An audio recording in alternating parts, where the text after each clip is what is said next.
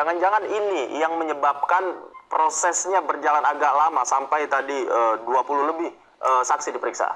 Nggak perlu buru-buru menetapkan tersangka itu. Karena menurut saya ya, ini kasusnya nanti jadi banyak sekali tersangkanya nanti.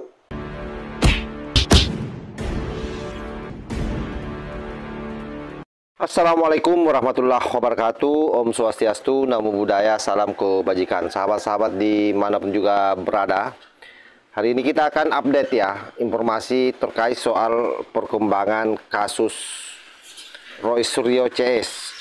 Termasuk saya kira Dokter Tipa di situ, lalu ada Rismon Sianipar dan kawan-kawan. Kali ini lagi bergulir di Polda Metro Jaya pemeriksaan para saksi, dan sepertinya dari penjabaran Pak Rianto sebagaimana yang saya gambarkan di video awal itu suara penasehat Kapolri Pak Rianto ya, itu memberi gambaran bahwa akan banyak yang akan menjadi tersangka ke depan. Aduh, ini semakin membuat kotar-kotir ya para pencoleng ijazah Pak Jokowi. Dan sekelas Pak Rianto sebagai penasehat ahli Kapolri bicara seperti itu ya, pasti sudah punya gambaran tersendiri terkait dengan kelakuan-kelakuan para makhluk-makhluk ini semua. Artinya positif bahwa mereka semua ini akan menjadi tahanan. Nah, seperti apa berita lengkapnya? Ini coba kita simak. Ini perdebatannya dengan pengacaranya ya, salah seorang ex HTI, namanya Kosinudin. Jadi, sebelum kita dengar, saya mau sampaikan bahwa memang orang-orang ini semua, kalau kita melihat orang-orangnya jelas ya, siapa mereka. Jadi mereka ini orang yang memang dari dulu tidak pernah senang dengan pemerintahan, tidak pernah senang dengan Pak Jokowi. Jadi kalau hari ini mereka seolah-olah menjilat-jilat Pak Prabowo, itu hanya upaya mereka untuk bisa lepas dari masalah ini. Coba kita lanjut, seperti apa uraian di dalam satu talkshow diskusi di televisi swasta. Dan Metro Jaya masih mendalami kasus tuduhan ijazah palsu Jokowi. 29 saksi telah diperiksa, namun hingga kini belum ada tersangka. Untuk membahasnya, kami telah terhubung bersama dengan penasehat ahli Kapolri, Pak Arianto Sutadi, serta kuasa hukum Roy Suryo CS Ahmad Hozinudin. Selamat malam, Pak Arianto. Selamat malam, Pak Hozi. Selamat malam. Selamat malam.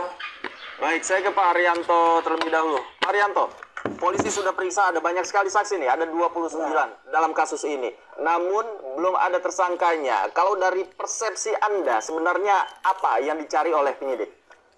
Yang dicari oleh penyidik adalah bukti yang sebanyak-banyaknya, selengkap-lengkapnya, untuk membuktikan bahwa apakah ijazah Pak Jokowi itu palsu apa tidak. Itu satu ya. Yang kedua, apakah orang yang dilaporkan oleh Pak Jokowi itu memang betul-betul melakukan tindakan yang seperti dituduhkan itu tadi, yaitu melakukan pencemaran, ujaran kebencian dan sebagainya. Jadi sampai sekarang polisi itu sekarang masih mencari alat-alat bukti yang lengkap sesuai dengan perintah Kapolri ya. Jadi saya tidak mengatakan bukti ya, jangan kita hanya dua alat bukti cukup dari tersangka, itu kan hanya kalimat di KUHP. Tapi dalam praktek gitu ya Pak, pembuktian itu ribuan alat yang bisa disampaikan di dalam persidangan itu. Oke, jadi jelas ya. Jadi polisi hari ini masih berjibaku, bekerja keras bagaimana supaya memang orang-orang yang terlibat di dalam proses pendegradasian Pak Jokowi dengan tuduhan palsu mereka terhadap ijazah yang dinilai palsu itu betul-betul semua dikerangkeng. Ya baguslah kalau polisi bekerja profesional, saya yakin akan banyak yang menjadi tersangka nanti. Jadi memang kita harapannya 3 orang ini dulu. Pertama adalah Roy Suryo, kedua Dokter Tipa, dan ketiga adalah Rismon. Nah nanti dari 3 orang ini saya yakin akan berkembang menjadi banyak. Apalagi data-datanya saya yakin sudah ada semua di polisi. Coba kita lanjut lagi nih. Nah ini karena kasusnya itu termasuk banyak ya itu tadi. mengenai ijazah palsu itu. Kan di satu sisi yang menuduhkan kan dia pakai bukti-bukti yang melalui media-media diumbar ke sana sini gitu ya. Itu dianggap itu sebagai bukti. Sementara yang dituduh pembelanya itu menyatakan buktinya adalah silakan diperiksa di UGM dan sebagainya. Nah itu kan buktinya banyak itu nanti, maka akan dia supaya nanti di dalam persidangan itu nanti itu bisa hakim bisa mendengarkan ini bukti-bukti yang memberatkan dan bukti yang meringankan untuk pembuktian apakah ijazah itu palsu atau tidak.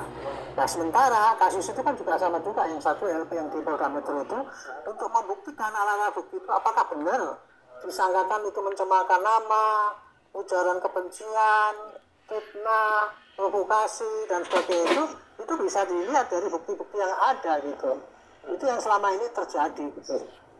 Jadi ini kasus ini jadi lama, jadi rame banget karena apa? Karena masing-masing pihak itu tidak ada kesepahaman. Di satu sisi mau membuktikan dengan alat-alat bukti yang menurut dia itu adalah benar, gitu ya. Tetapi di lain sisi padahal tindakannya itu mengandung tindakan pidana justru yang itu bisa membuktikan bahwa itu benar. Itu yang terjadi selama ini, Pak. Baik. Bang Uzi, Anda sependapat dengan Pak Arianto? Yang pertama, bismillahirrahmanirrahim, saya ingin ini suaranya Kosinuding ini, apa yang diberitakan ex-HTI. Yang pertama saya klarifikasi pemberitaan Ajos bahwa sampai hari ini pemeriksaan di Polda Metro Jaya atas laporan pelapor saudara Joko Widodo itu belum ada nama terlapornya. Bahkan dalam proses pemeriksaan, baik saat pemeriksaan respons Yanipar, Rosuryo dan yang lainnya, penyidik menyatakan bahwa terlapor itu masih dalam penyelidikan. Artinya untuk menghormati asas praduga tak bersalah, sebaiknya kita tidak menyebutkan nama lengkap karena boleh jadi justru pihak-pihak lain atau mungkin ada nama lain yang tidak disebutkan itu.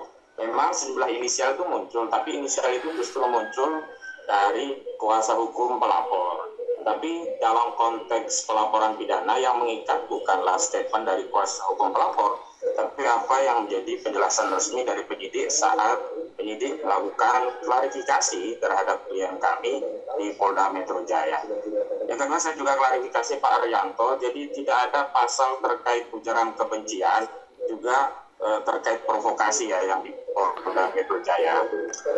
Iya pasti, untuk saat ini belum karena masih dalam proses penyelidikan penyidikan. Tapi Pak itu kan nanti pada akhirnya akan ditemukan fakta-fakta itu Pak Kosinuding. Jadi wajar Kosinuding membela karena memang kelompoknya ini tim pembelanya. Nah coba kita lanjut bagaimana congornya Kosinuding.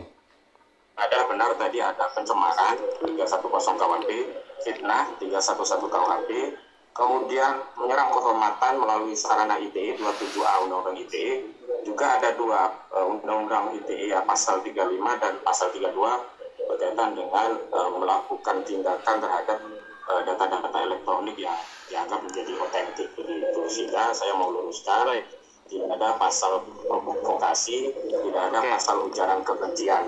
Kemudian di aspek pidana itu ada beberapa laporan. Yang pertama laporan yang ditujukan kepada saudara Joko Widodo berupa Dumas yang telah ditingkatkan oleh Waris 15 Polri menjadi laporan informasi dan hasilnya terakhir kita ketahui bahwa proses Dumas itu dihentikan dengan statement tim bahwa bukti itu dianggap identik. Ya, kita dengar ya. Jadi laporan atas Pak Jokowi itu kan sudah dihentikan di Mabes Polri, itu diakui sendiri oleh Kosinuding. Dan bahkan Mabes Polri sudah meliris bahwa ijazah Pak Jokowi sah. Artinya apa? Orang-orang yang selama ini memberi tuduhan terhadap ijazah itu, itulah yang akan menjadi alasan bagi para pengacara Pak Jokowi untuk bisa melaporkan Roy Surya ini dan kawan-kawan. Dan itu sudah terjadi, bahkan banyak komunitas masyarakat hari ini itu melapor ke Kapolda bahwa kemudian hari ini belum disebutkan nama-namanya yang masuk dalam daftar tersangka. Tapi dari nada pembicaraan tadi Pak Riwanto itu jelas sekali bahwa akan banyak nanti tersangka. Ya karena memang banyak yang terlibat. Ini kan gerombolan semua ini. Dan kita berharap bahwa semua orang-orang ini memang dikerangkeng kalau mau Indonesia ini aman. Jadi Indonesia akan aman dari sisi serangan Islam garis keras, juga daripada antek-antek politisi hitam ataupun pengusaha-pengusaha hitam atau antek-antek asing yang hari ini memang sangat terasa ya bagaimana menggerogoti bangsa kita menggunakan tangan-tangan orang dalam. Dan saya yakin sekali lagi Pak Prabowo juga sudah bisa membaca situasi itu. Ini coba kita lanjut lagi sahabat ya. Kedua adalah proses pidana ada yang di Jakarta Selatan, yang terakhir dilimpahkan ke Polda Metro Jaya. Memang kalau yang di Polres Jakarta Selatan dan Jakarta Pusat itu tujuannya provokasi atau melakukan penghasutan. Masuk kan? Makanya rilis yang terbaru ini seluruh pelaporan terkait dengan mereka semua ini diarahkan dari Mabes Polri ke Polda Metro Jaya. Untuk apa? Supaya kasusnya ini penanganannya jauh lebih fokus, jadi satu titik saja. Nah, kalau kemudian hari ini belum dirilis nama-namanya, ya kita tunggu saja. Kita tunggu saja bagaimana kerja-kerja profesional pihak kepolisian. Kalau mungkin dulu waktu masih Pak Jokowi menjadi presiden dan mereka dilaporkan oleh Pak Jokowi, mungkin mereka akan merasa bahwa ada intervensi hukum. Nah, sekarang ini Pak Jokowi sebagai rakyat biasa kan yang mau lapor dan didampingi oleh para pengacara ya seperti manusia pada umumnya. Jadi jangan lagi nanti kalau sudah dirilis daftar nama-namanya yang tersangka lalu kemudian menuding-nuding lagi bahwa ada intervensi pemerintah. Karena kan kelompok mereka itu senangnya begitu, memframing, playing victim, seperti yang baru-baru ini terjadi di acara Rakyat Bersuara, bagaimana mereka semua secara beruntung melakukan playing victim ya. Berharap netizen akan melindungi mereka mungkin, tetapi sampai hari ini saya yakin netizen juga sudah pada cerdas, sudah bisa memahami situasi yang ada bahwa mereka semua ini memang para gerombolan-gerombolan pencolen di negeri ini. Oke, baik. Saya ke Pak Rianto. Pak Rianto, belum ada nama terlapor. Jangan-jangan ini yang menyebabkan prosesnya berjalan agak lama sampai tadi 20 lebih saksi diperiksa.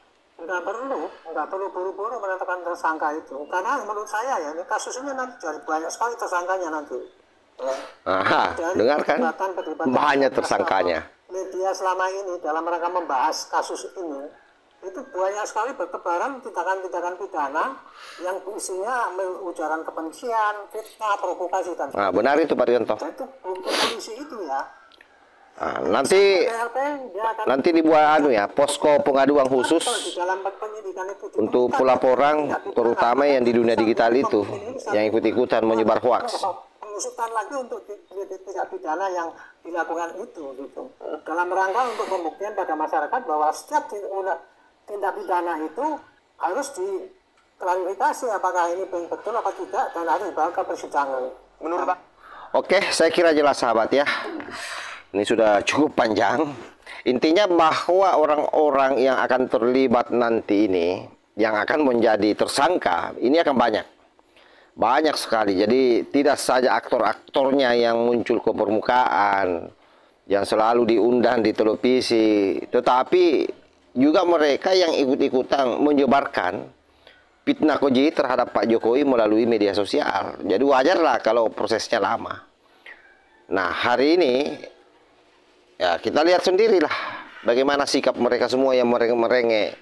Bahkan Dokter Tipa kalau kita mau nonton videonya itu sampai dia merengek ke Pak Jokowi untuk bagaimana supaya diperlihatkan ijazah asli Pak Jokowi. Memang kalian ini siapa itu. Nah, itulah sahabat ya. Jadi kita sabar saja menunggu prosesnya sambil kita kawal terus kasus ini.